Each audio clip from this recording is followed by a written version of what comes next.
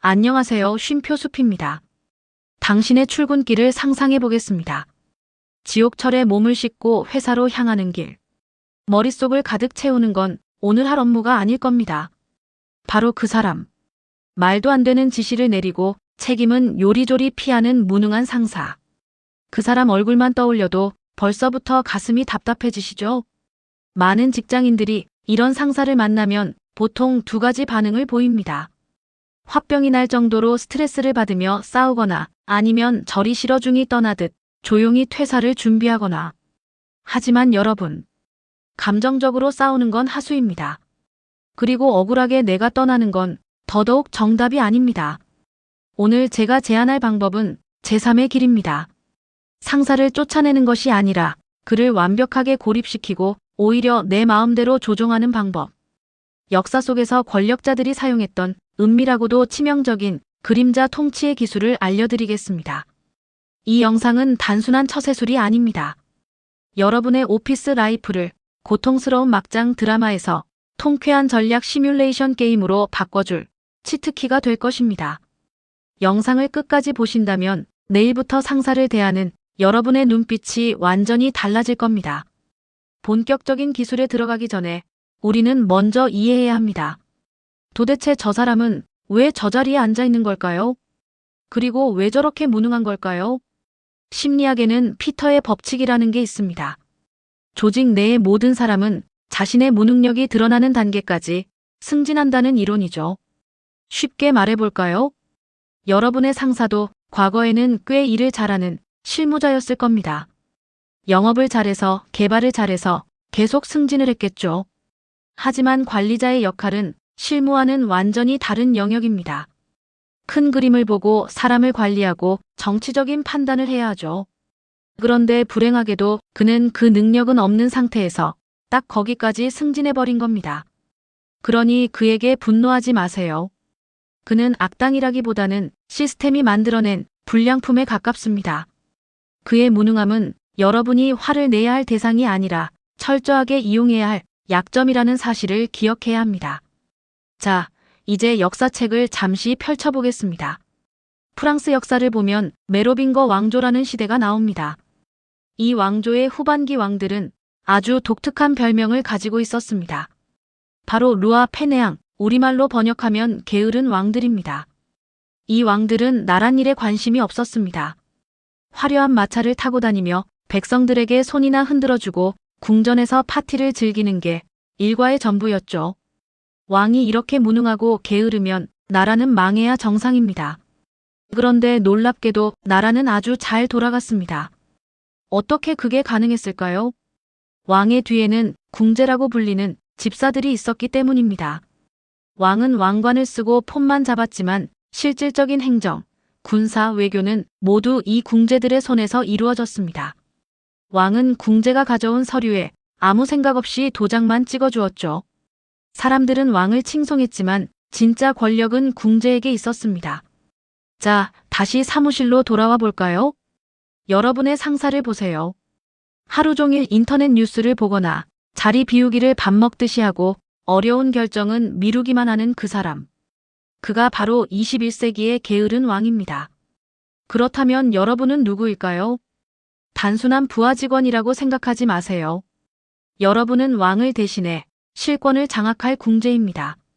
이제부터 우리는 상사를 왕좌에 앉혀둔 채 그를 허수아비로 만들고 우리가 원하는 대로 조직을 움직이는 세 가지 핵심 기술을 실행할 겁니다. 첫 번째 기술은 역위임입니다. 무능한 상사들의 가장 큰 특징은 책임지는 걸 죽기보다 싫어한다는 겁니다. 그리고 복잡한 생각을 하기 싫어하죠. 이런 상사에게 가장 최악의 질문은 이것입니다. 팀장님, 이거 어떻게 처리할까요? A업체랑 할까요? B업체랑 할까요? 이런 열린 질문을 던지면 상사는 짜증을 냅니다. 자신이 고민을 해야 하니까요. 그래서 아무 말이나 던지거나 그것도 알아서 못해? 라며 화를 냅니다. 이제부터는 질문 방식을 바꾸세요. 질문이 아니라 통보를 하되 선택권을 주는 척해야 합니다. 이렇게 말해보세요. 팀장님, 이번 프로젝트 건입니다. A안은 비용이 저렴하지만 리스크가 큽니다. 반면 B안은 비용은 좀 들지만 성공 확률이 확실합니다. 그래서 제가 비안으로 기획서를 잡아봤습니다. 검토해보시고 서명만 해주시면 바로 진행하겠습니다. 이 대화의 흐름이 보이시나요? 여러분은 상사에게 고민할 거리를 준 게 아닙니다. 이미 답을 비안으로 정해놓고 상사는 그저 오케이만 하면 되도록 판을 다 짜놓은 겁니다. 게으른 상사는 속으로 기뻐할 겁니다. 자신이 머리 쓸 일을 여러분이 대신해줬으니까요. 그는 폼을 잡으며 이렇게 말하겠죠. 그래, 내가 생각했던 게 바로 그거야. 진행해. 이 순간 결정권은 누구에게 있었나요? 형식적으로는 상사였지만 실질적인 권력은 이미 여러분이 행사한 겁니다. 이것이 반복되면 상사는 여러분 없이는 아무런 판단도 못 내리는 의존적인 상태가 됩니다. 이것이 바로 그림자 통치의 첫 단추입니다. 두 번째 기술은 칭찬의 감옥에 가두는 것입니다. 무능한 사람일수록 자존감이 낮고 인정 욕구가 강합니다. 자신이 무능하다는 걸 무의식적으로 알기 때문에 누군가 자기를 무시할까봐 항상 방어적인 태도를 취하죠. 이런 사람에게 팀장님, 그건 틀렸습니다라고 지적하는 건 전쟁을 선포하는 것과 같습니다. 대신 그를 칭찬으로 마비시키세요. 여러분이 주도해서 일을 처리한 뒤에 공을 상사에게 돌리는 겁니다. 팀장님이 초기에 방향을 잘 잡아주신 덕분입니다. 역시 팀장님의 안목이 정확하셨습니다. 속으로는 비웃음이 나올 수도 있습니다. 하지만 참으세요. 이것은 아부가 아닙니다. 전략입니다. 상사를 기분 좋게 취하게 만들면 그는 여러분을 나를 알아주는 유일한 부하라고 생각하게 됩니다.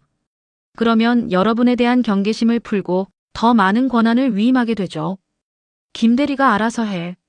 난 김대리 믿으니까. 이 말이 나오는 순간 게임은 끝난 겁니다. 그는 왕관을 쓰고 기뻐하겠지만 왕국의 열쇠는 여러분의 주머니 속으로 들어오는 것이죠. 하지만 여기서 주의할 점이 있습니다. 그림자 통치에도 치명적인 위험이 따릅니다. 바로 책임의 문제입니다. 무능한 상사들은 일이 잘 되면 자기 탓이고 일이 잘못되면 부하 탓을 합니다. 내가 언제 그렇게 하라고 했어? 이거 김대리가 독단적으로 한 거잖아. 나중에 문제가 터지면 이렇게 오리발을 내밀 확률이 100%입니다. 그래서 필요한 마지막 기술. 바로 디지털 실록 만들기입니다.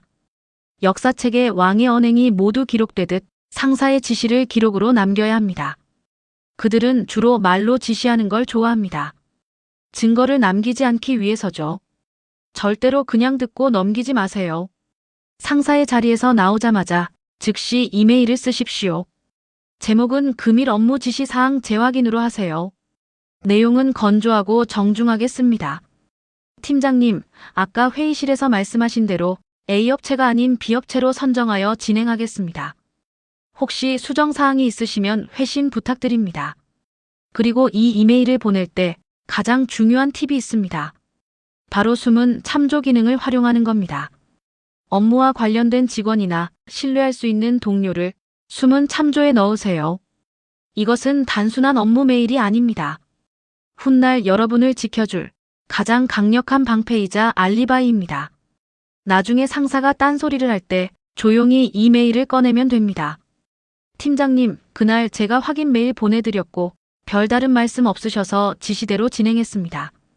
이 증거 앞에서는 아무리 무능하고 비겁한 상사라도 책임을 떠넘길 수 없습니다. 기록은 기억을 이깁니다. 이 디지털 실록이 쌓일수록 여러분의 위치는 안전해지고 상사는 여러분을 함부로 건드릴 수 없게 됩니다. 자, 긴 이야기를 정리해 보겠습니다. 무능한 상사는 바꿀 수도 없고 사라지지도 않습니다. 그렇다고 우리가 퇴사할 필요도 없습니다. 상사를 게으른 왕으로 인정하십시오. 그리고 여러분이 유능한 궁제가 되십시오. 첫째, 질문하지 말고 선택지를 주어 역으로 조종하십시오. 둘째, 칭찬으로 그를 안심시키고 실질적인 권한을 가져오십시오. 셋째, 모든 지시는 이메일로 기록하여 방패를 만드십시오. 이 세 가지만 기억한다면 지옥 같던 사무실은 여러분의 능력을 증명하는 무대가 될 것입니다. 상사가 멍청하다고 욕하며 술잔을 기울이는 건 어제로 끝내십시오. 이제는 웃으면서 그를 여러분의 장기판 말로 쓰시면 됩니다. 직장 생활은 감정 싸움이 아닙니다. 냉철한 이성과 전략이 오가는 두뇌 게임입니다. 오늘 제가 알려드린 그림자 통치의 기술로 여러분 모두 직장이라는 전쟁터에서 반드시 승리하시기를 응원하겠습니다. 이 영상이 여러분의 직장 생활에 조금이라도 무기가 되었다면 구독과 좋아요, 알림 설정 부탁드립니다. 지금까지 쉼표 숲이었습니다. 감사합니다.